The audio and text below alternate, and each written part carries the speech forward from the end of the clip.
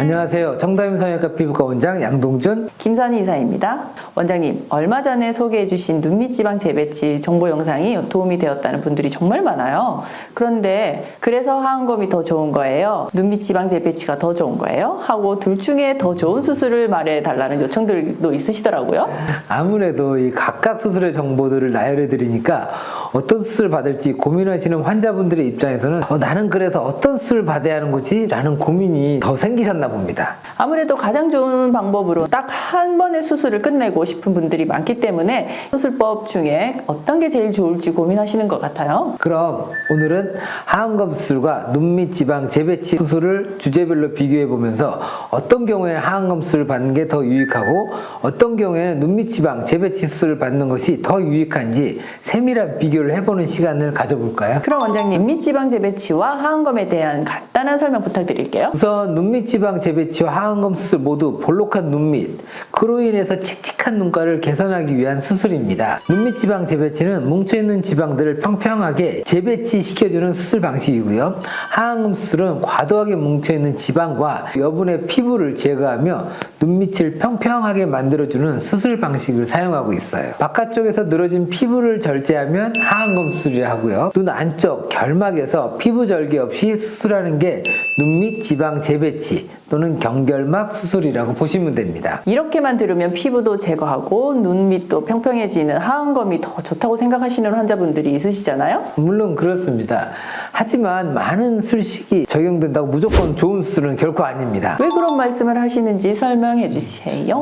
이 하안검 수술이 피부 절제와 지방 제거 동시에 하는 이유는 하안검의 절개창 때문입니다. 이 눈 안쪽 결막에서 수술하는 경결막 수술보다 바깥쪽 피부에서 절개창을 이용해 수술하기 때문에 피부 조직 제거와 지방 조직 제거가 가능한 거죠. 이 절개창이 크기 때문에 다양한 수식을 적용할 수 있지만 붓기가 더 커질 가능성도 있고 회복기가 길어진다는 단점도 있을 수 있습니다. 반면 눈밑 지방 재배치는 하안검 수술과 다르게 바깥쪽 피부 절제가 없이 결막을 통해서 하는 수술이기 때문에 피부 조직 자체를 제거하지 않고 이 여분의 지방을 올바른 위치로 재위치시키는 것은 가능합니다. 하지만 상대적으로 이 작은 절개창 때문에 붓기가 적고 회복기가 빠르다는 장점이 있는 수술이죠. 내 눈밑 피부가 많이 늘어지거나 처지지도 않았는데 욕심부려서 하안검 수술을 선택하면 괜히 회복 기간만 길어지고 일상생활로의 복귀만 늦어지는 경우가 생길 수 있겠습니다.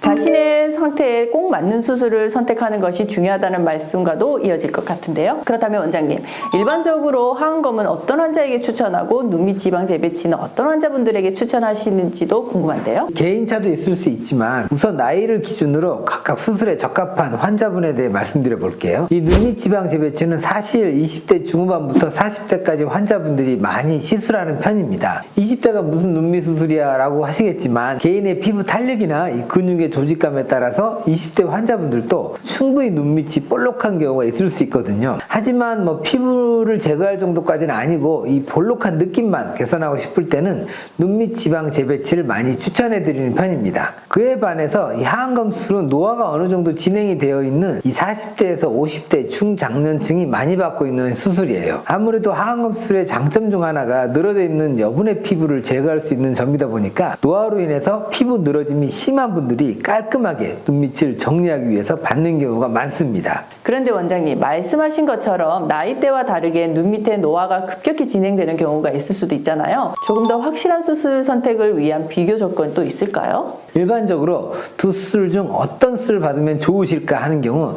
가장 좋은 지표가 되는 증상이 있습니다. 바로 이 눈물고랑이에요. 눈밑 지방 재배치로 해결할 수 있는 눈물고랑의 경우에는 푹 패이거나 움푹 꺼진 느낌보다는 다른 이 눈밑 부분과 비교해 봤을 때 조금 들어가 보인다, 눈 아래 지방이 볼록 튀어나와 있으니 이 앞쪽이 상대적으로 들어가 보인다 하는 아주 경미한 정도의 꺼짐을 보입니다. 이 꺼짐이 육안으로 보일 정도의 증상이라고 하더라도 해당 부위에 큰 주름이 생기거나 구조적으로 꺼진 형태가 잡혀지지 않는 이상은 일반적으로 지방을 재배치해주는 것만으로 해결 가능한 범주이기 때문에 40대 정도의 중년의 환자분이라도 눈밑 지방 재배치를 추천해 드릴 수 있을 것 같아요. 그렇다면 하안검이 필요한 환자분들의 눈물고랑은 어떤가요, 원장님? 이 하안검 수술이 필요하신 환자분의 눈물고랑은 그 형태를 확연하게 드러내고 있는 경우가 많습니다.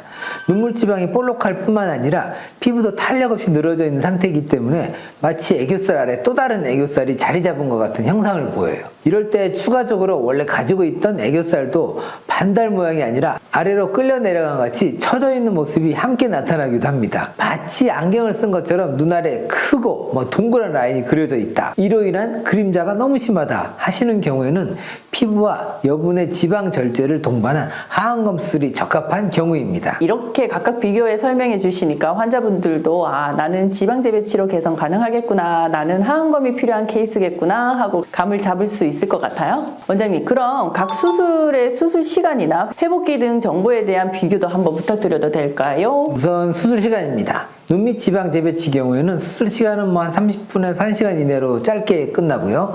하안검의 경우에는 피부 절제나 지방 제거 여부에 따라서 1시간에서 2시간 정도 소요될 수 있습니다. 두 수술 모두 입원 치료는 불필요하고요.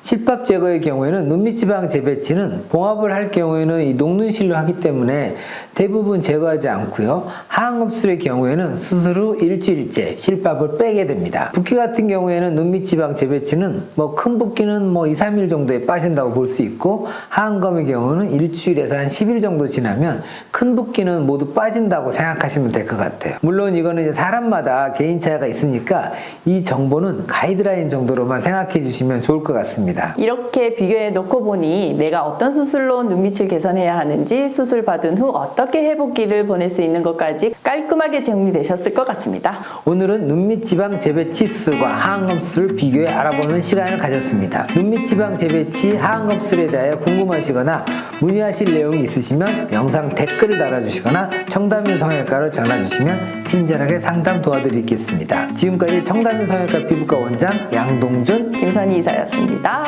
이 영상이 도움이 되셨다면 좋아요, 구독,